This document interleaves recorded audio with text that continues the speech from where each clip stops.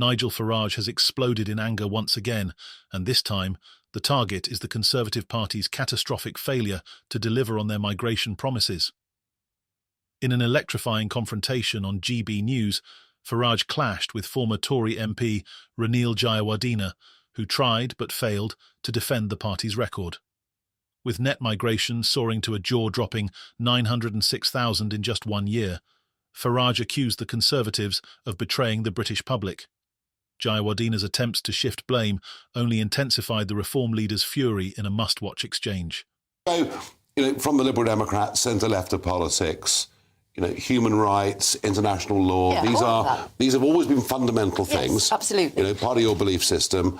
And yet when you hear Alp talk about the way in which human rights are now being abused, do you have some second thoughts on this? No, I don't have second thoughts, but I do think, and you're quite right, Nigel, to lay the blame very squarely at the door of the Conservative But it's not blame because you agree with this policy. You agree with letting lots of people in. I don't agree with what the Conservatives did, which have... But you want more. What happened when we left Europe, all of a sudden, immigration... But you want more immigration.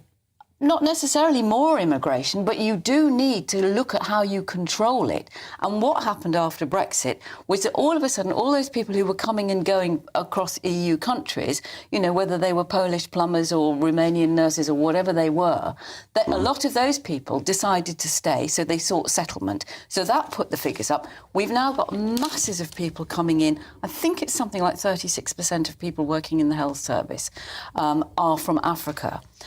You've got people coming from Africa, you've got people coming from India, you've got people coming from the Philippines. But you support that, just to be clear? We haven't got people hang on in a this second. country. I mean, you can argue about it. You don't want to blame us for it, because you agree with it. But I tell you what I do blame all of you for. The fact that this narrative, and I'm going to come back to Alp and finish this segment off, this narrative that immigration is good because they're all coming here to work. I've looked at the figures. Of the last couple of million that came, only a fifth are working. Farage's anger was palpable as he laid into Jayawardena, reminding viewers of the Tories' repeated manifesto commitments to reduce net migration to the tens of thousands. Instead, the numbers have spiralled out of control, reaching levels that Farage described as a national scandal. 3 manifestos, Ranil. 3. And what do we have to show for it? A record-breaking 906,000 in 1 year. Isn't this a shameful betrayal of the British people? Jayawardena, visibly uneasy, admitted he was disappointed by the government's failure to meet its promises, but Farage was having none of it. Disappointed? The country is furious, Ranil. You can't just sweep this under the rug with a word like disappointed. This is a betrayal, plain and simple.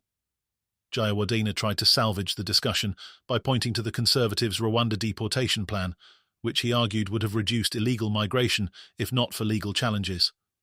Farage shot back, accusing him of deflecting from the core issue, the government's inability or unwillingness to control legal migration. Don't talk to me about Rwanda, Ranil. Legal migration is the real story here, and it's out of control. The British people didn't vote for this in 2016, and they certainly didn't vote for it in 2019. You've had 14 years to fix this mess, and you failed. The exchange highlighted the growing rift between Reform UK and the Conservative Party, with Farage positioning himself as the voice of frustrated voters who feel betrayed by a government that promised to take back control but instead opened the floodgates. Farage wasn't alone in his criticism.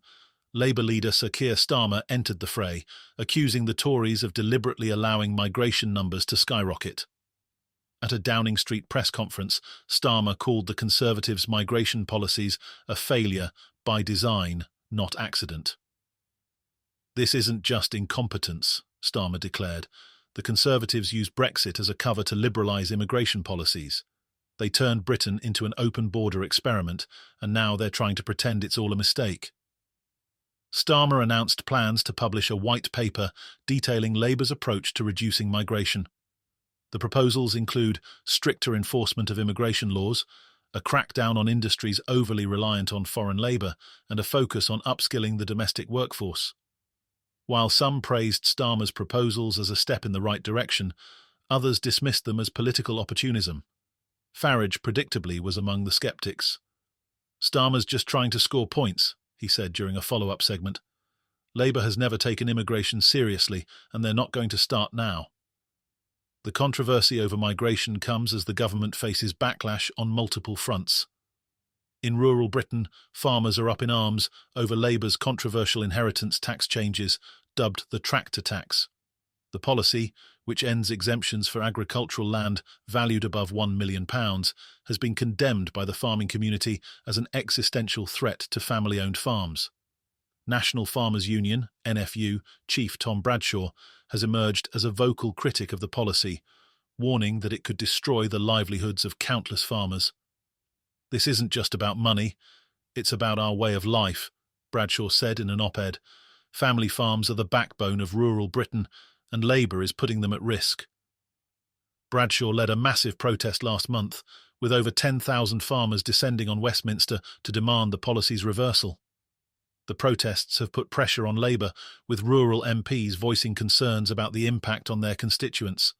Conservative MPs, sensing an opportunity, have called for an urgent debate in the House of Commons, accusing Labour of betraying the countryside.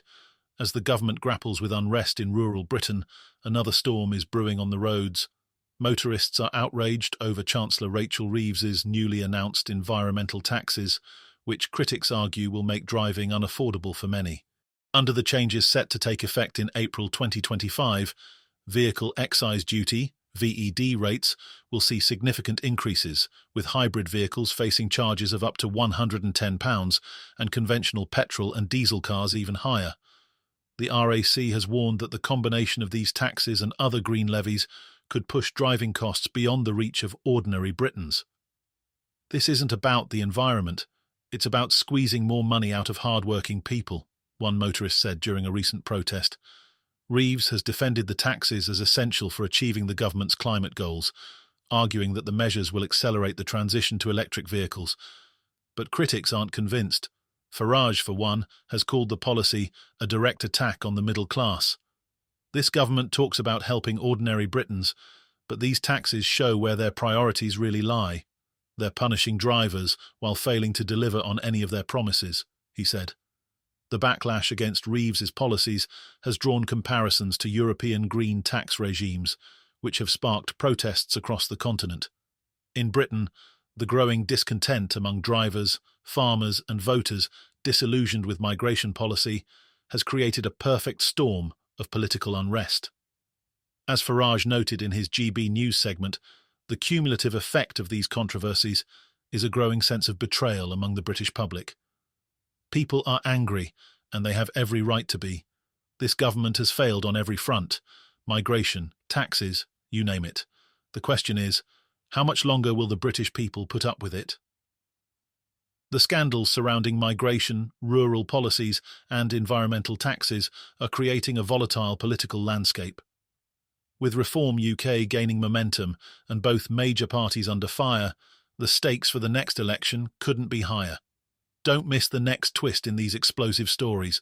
Subscribe now, give this video a like, and let us know your thoughts in the comments. The political scandals are just getting started, and we're here to bring you every jaw-dropping moment.